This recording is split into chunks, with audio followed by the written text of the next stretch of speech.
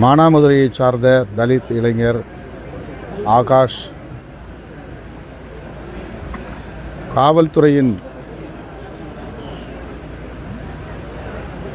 கட்டுப்பாட்டில் இருந்தபோது உயிரிழந்திருக்கிறார். நீதிமன்றம் தலையீடு செய்து கொலை வழக்காக பதிவு செய்ய ஆணையிட்டிருக்கிறது.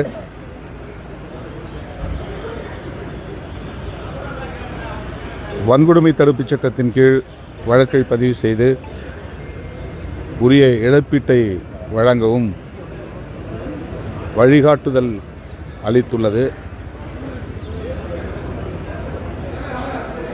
அதில் தொடர்புடைய காவல்துறையினரை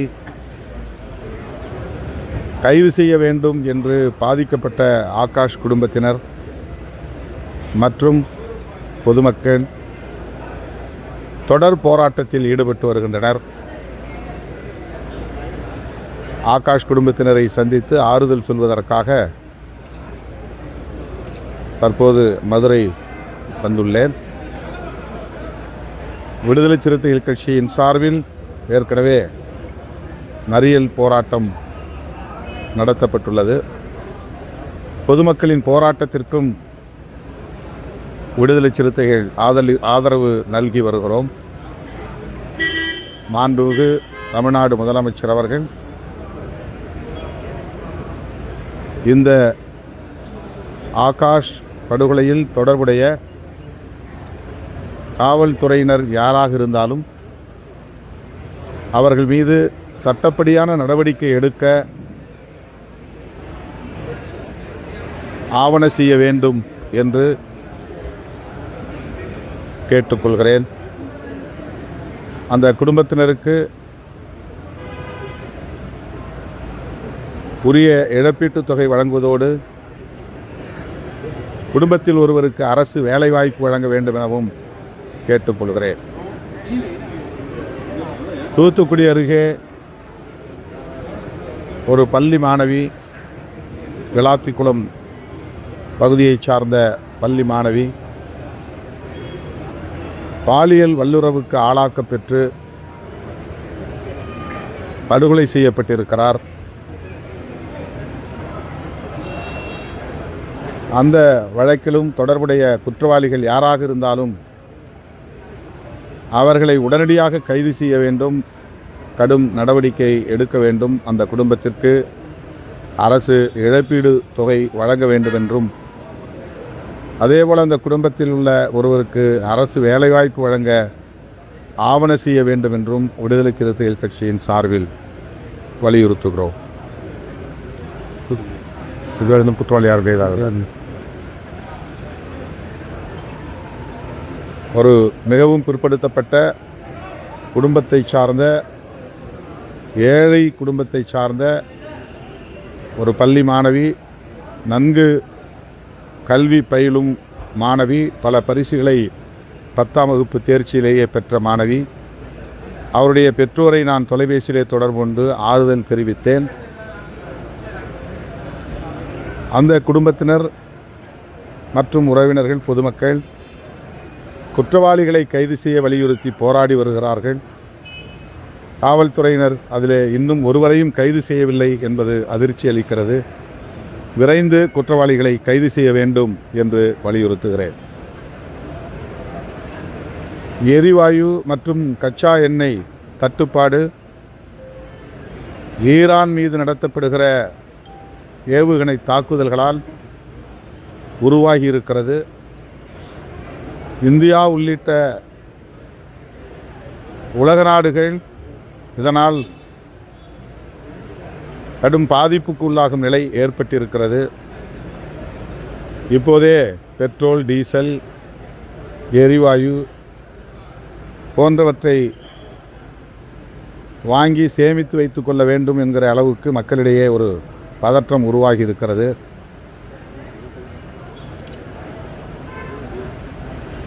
அமெரிக்கா, இஸ்ரேல் ஆகிய ஏகாதிபத்திய நாடுகள் ஈரான் மீது நடத்துகிற யுத்தத்தை உடனடியாக நிறுத்த வேண்டும். இந்திய அரசின் வெளியுறவு கொள்கை ஏகாதிபத்திய ஆதரவு கொள்கையாக இருப்பது அதிர்ச்சி அளிக்கிறது. இதுவரையில் பிரதமர் வாய் திறந்து இந்த யுத்தத்தை நிறுத்த வேண்டும் என்ற கோரிக்கையை வைக்கவில்லை. பிரதமர் வாய் திறக்க வேண்டும், போர் நிறுத்தப்பட வேண்டும் என்று உரத்து குரல் எழுப்ப வேண்டும் என்று விடுதலை சிறுத்தைகள் கட்சி மாண்புமிகு பிரதமருக்கு வேண்டுகோள் விடுக்கிறது.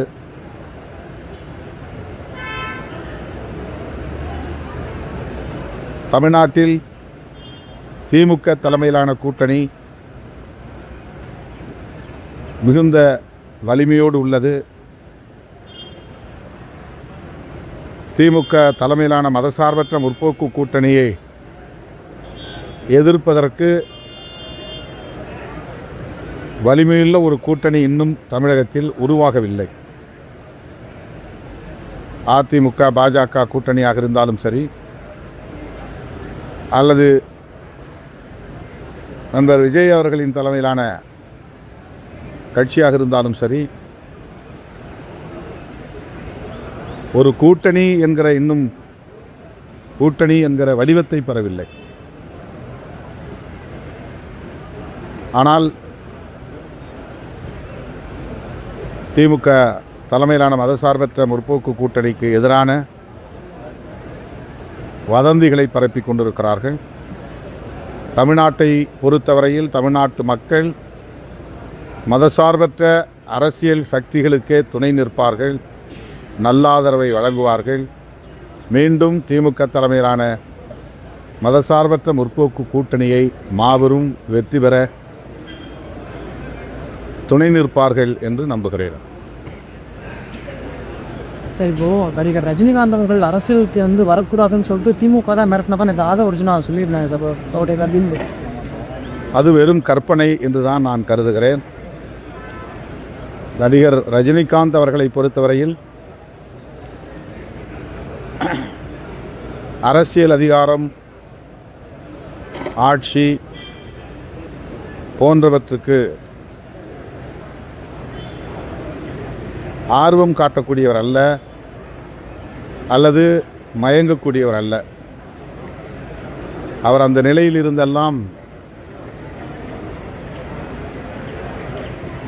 வெளியேறிவிட்டார், விலகி நிற்கிறார்.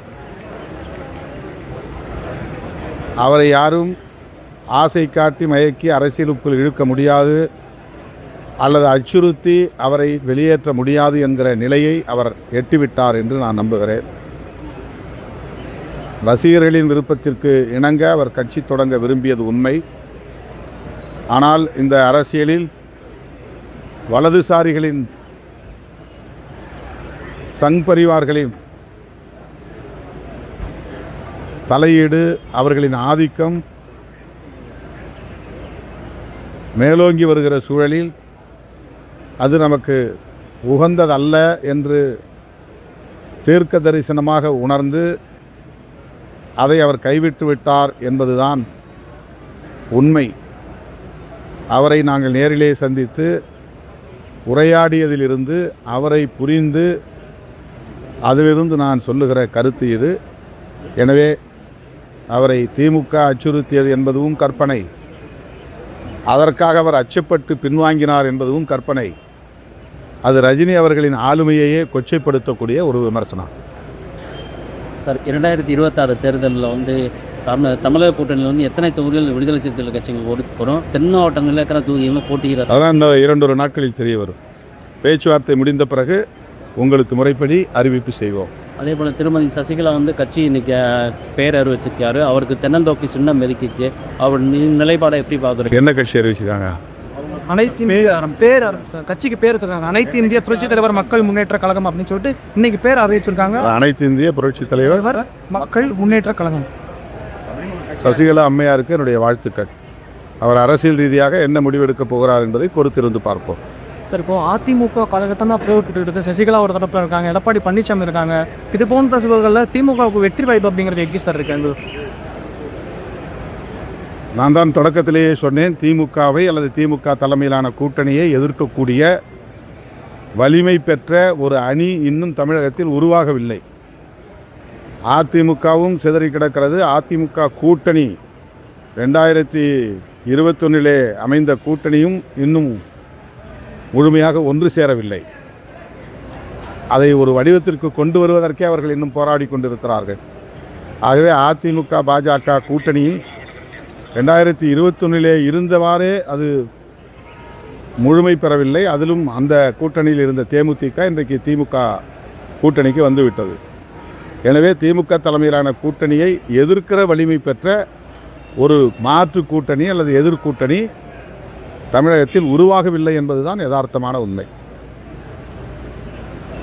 நன்றி.